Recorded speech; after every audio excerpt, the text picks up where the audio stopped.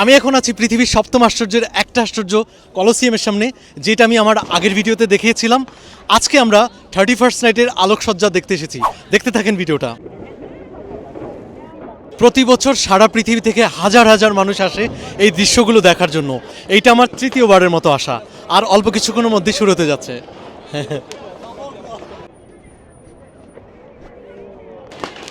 আর মাত্র 1 মিনিট আছে, 1 মিনিট।